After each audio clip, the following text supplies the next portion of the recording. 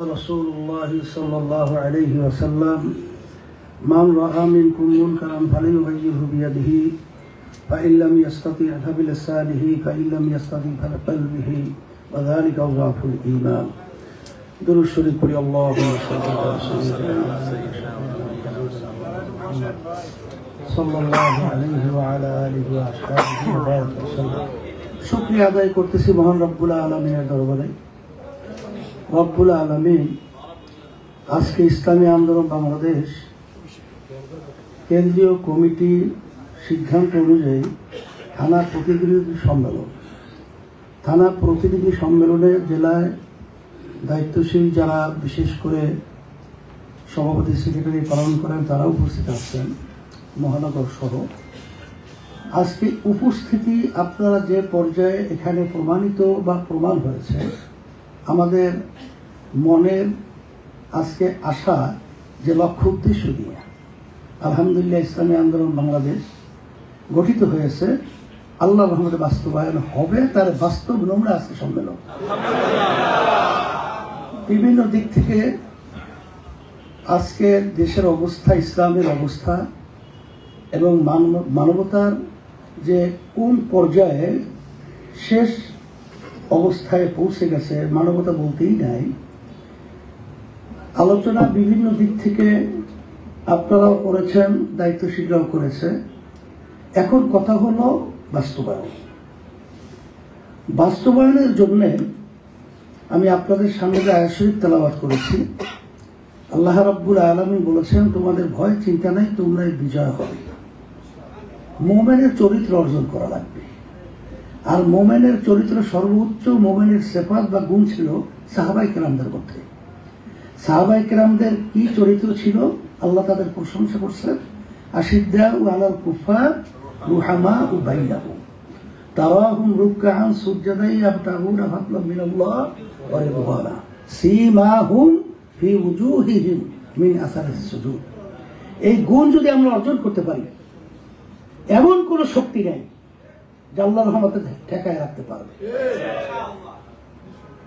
সেই চরিত্র অর্জন করার জন্য, বিশেষ করে আবার স্মরণ করায় দেওয়ার জন্য আমি আমাদের সকল দায়িত্বশীলদেরকে আমি বিশেষ করে আবার অনুরোধ করতেছি।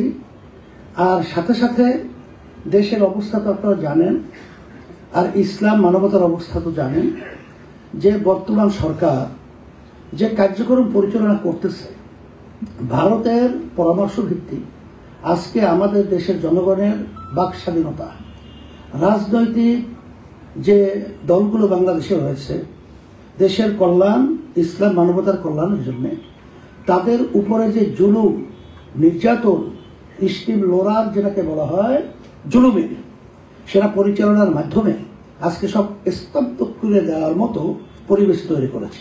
কিন্তু আসলে বর্তমান আমি বলবো এটা জালিমশাহী সরকার। তার তো জানা নাই যে ইতিহাস পর্যালোচনা করলে দেখা যায় ফিরআউন বনি ইসরাইলকে ধ্বংস করার জন্য তার এমন কোন শক্তি নাই যেটা বাস্তবায়ন করে নাই, কিন্তু সেই ফিরআউনকে কিন্তু একদিন নীল দরিয়ার ভিতরে ডুবে ধ্বংস হইতে হয়েছে। এইভাবে কারণের ইতিহাস, নমরুদের ইতিহাস, আপনারা বাংলাদেশের ইতিহাসগুলোই দেখেন না, তাম দুনিয়ার ইতিহাস কখনোই জানেন যত শক্তিশালী হোক, কিন্তু যখন একাত্রিত হয়ে আমরা শুনছি, দেখছেন না যে বাঘ তো বাঘের রাজা জঙ্গলে, কিন্তু ছোট ছোট প্রাণী যখন একত্রিত হয়ে যখন ওর উপর ঝাঁপায়া পড়ে, তখন কিন্তু ওপর দিক বিদিক পাইলে ধ্বংস হয়ে বাধ্য হয়। এখন বাংলাদেশের সমস্ত জনগণ এবং যারা বিশেষ করে ইসলাম প্রেমিক, দেশ প্রেমিক এবং মানবতা প্রেমিক রয়েছেন, তাদেরকে বিশেষ করে অনুরোধ করব, এখন আমাদের বসে ঘুমিয়ে থাকার সুযোগ সময় এখন কিন্তু মোটেও নাই। সবাইকে আমি অনুরোধ করছি, আসেন ইসলামকে রক্ষার জন্য, দেশকে রক্ষার জন্য, মানবতার কল্যাণের জন্য আমরা সবাই পরামর্শ ভিত্তিক যদি একত্রিত হয়ে যদি আজকে আমরা অবস্থান তৈরি করতে পারি, এই শক্তি যত বাতিল হোক, ভারতের শক্তি হোক, আমেরিকার শক্তি হোক, যত তাগতি শক্তি হোক, সব বাংলার জমিনের মধ্যে, তাম দুনিয়ার মধ্যে মাটির নিচে আমরা পুঁততে পারবো ইনশাআল্লাহ। কোনো ভয় আছে নাকি? ভয় থাকবে না। আল্লাহ আমাদেরকে বলছেন কোনো ভয় নাই, তোমরাই বিজয় হবে। তাই সেই হিসাবে আমি বেশি কথা লম্বা না করে নিজেদের ভিতরে কোন্দল সমালোচনা বাদ দেন। আজকে ঘরের ভিতরে আগুন লেগেছে, ইসলামের ঘরে, দেশের ঘরে আগুন লেগেছে। আর আজকে বসে বসে আমরা নিজেদের দোষ এবং যেটা গীবত বলা হয়, এক অপরাধ আরেকজনের বিরুদ্ধে বিভিন্ন ধরনের। আমরা তো আলহামদুলিল্লাহ অনেকটাই ভালো, কিন্তু তারপরেও তো আমাদের দুর্বলতা এই কারণে আসে। আর সাথে সাথে যে পরামর্শগুলো আসছে, 3 শর্ত 3 সবক এবং বিভিন্ন বিষয়ে যদি আমরা কার্যক্রম পরিচালনা করতে পারি, আমি সারা দেশে সফর করার পরে বিভিন্ন রাজনৈতিক দল, বিভিন্ন অঙ্গনের পেশাজীবী তাদের সাথে যখন আলোচনা করছি, তখন আমি দেখছি ইসলামী আন্দোলনের প্রতি সবাই কিন্তু একটা আন্তরিকতা তৈরি হয়েছে। আর এই আন্তরিকতা ধরে রাখার দায়িত্ব কিন্তু বিশেষ করে আপনাদের। এর জন্য আজকে সম্মেলন।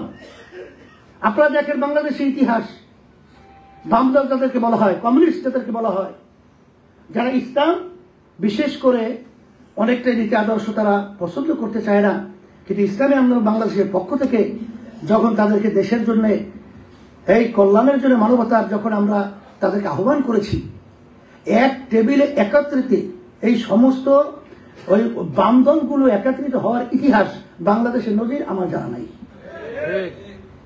এই কথার মাধ্যমে কি বুঝাতে চাই, তাদের ভিতরে একটা ইসলাম আন্দোলনভাবে আস্থা তৈরি হয়েছে।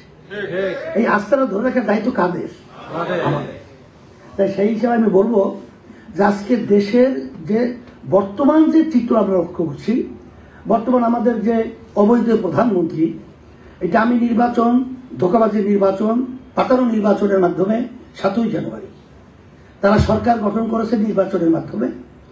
আসলে ভারতের এজেন্ডা বাস্তবায়নের জন্যই মূলত এই সরকার কাজ করতেছে।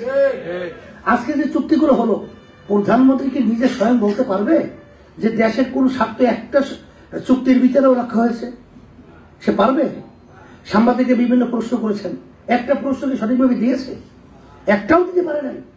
বরঞ্চ যে কয়টা চুক্তি, প্রতিটা চুক্তি সব ভারতের স্বার্থ, বাংলাদেশের এক কথায় কি 12টা বাজছে। কয়টা বাজছে?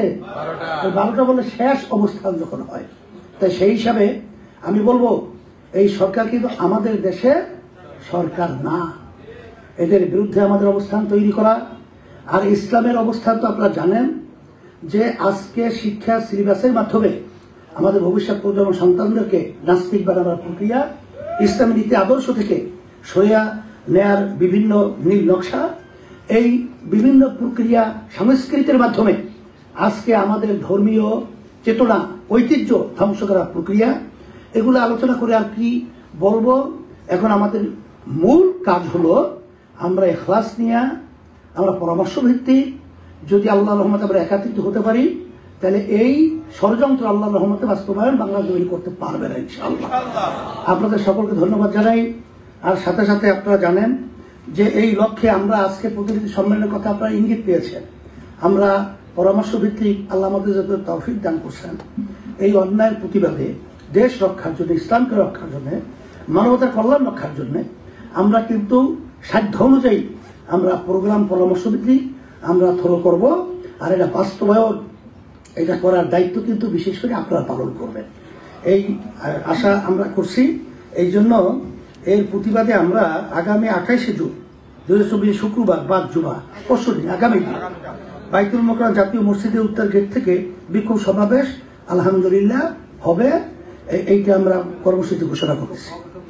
আর সমাবেশ কমেছি। আর 5ই জুলাই 2024 শুক্রবার সকাল সকল জেলা এবং মহানগরে বিক্ষোভ সমাবেশ ও মিছিল অনুষ্ঠিত হবে। এরপরে আমাদের আরো বড় পরিকল্পনা আছে, আল্লাহ কবুল করে বাঁচায় রাখে। আপনারা দোয়া করতে থাকেন, চেষ্টা করতে থাকেন।